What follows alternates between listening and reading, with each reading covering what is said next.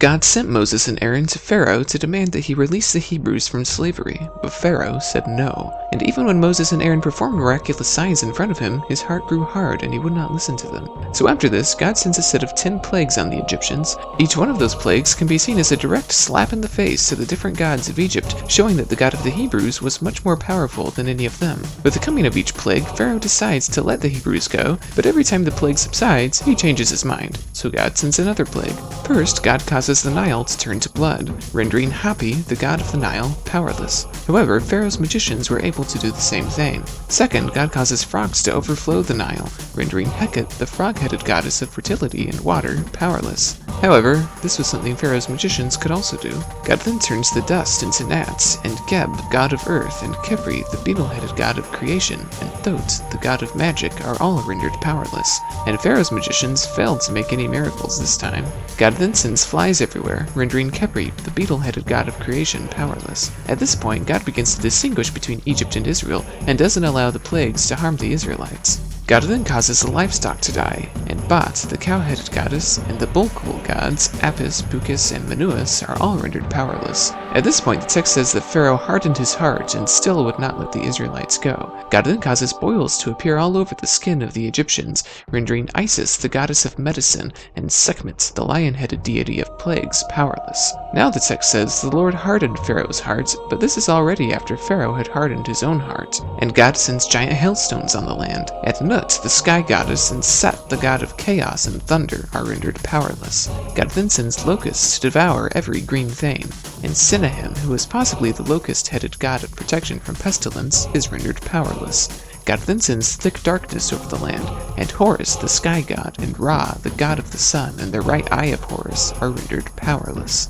And then finally, God put to death all of the firstborn sons of Egypt, and Pharaoh himself, who was worshipped as a god, as well as Min, the god of reproduction, and Anubis, the dog-headed god of embalming, were all rendered powerless. God told the Israelites to kill a lamb and mark their doors with its blood, and when the angel of death saw the blood on the doors, he would pass over the house. This event came to be known as the Passover, or Pesach.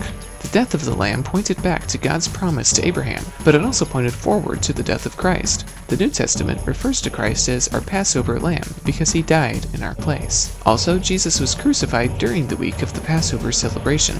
Now God gave specific instructions on how the Israelites were to celebrate the Passover from year to year, and the various elements of the Passover meal serve as symbols of how God rescued and continues to rescue his people. Some examples include the maror, which is often made with horseradish and is a bitter dish, reminding them of the bitterness of their hardships. Also, the charoset, which is often made with raisins, honey, and nuts, and is a sweet dish, reminding them of the sweetness of God's salvation.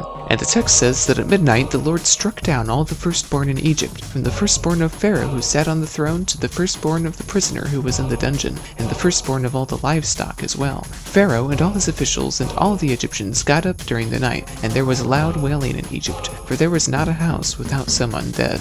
Pharaoh told Moses to immediately take his people out of Egypt, and they left that very night. Through these 10 plagues, God had defeated every last one of the Egyptian gods, including Pharaoh. The Israelites left Egypt so quickly that they didn't even have time for their bread to rise, which is how the tradition of eating matzah, a Jewish flatbread, began. The Egyptians took off their jewelry and gave it to the Israelites as they were leaving, and some Egyptians even joined with the Israelites and left with them. And the Israelites made camp by the Red Sea. But Pharaoh changed his mind again, and he pursued them in order to kill them. But God himself fought against Pharaoh, and he appeared as smoke and fire to give darkness to the Egyptians and light to the Hebrews. He also sends his wind to divide the Red Sea so the Israelites can cross over to safety. He then lures Pharaoh into this trap, only to crush Pharaoh and his army with the waters of chaos. Exodus 15 is a song attributed to Moses and Miriam after God had destroyed Pharaoh's army. The text of the song is likely much older than the text of the rest of the Exodus story. The ancient Israelite understanding of this event was that God was making Israel into a new creation.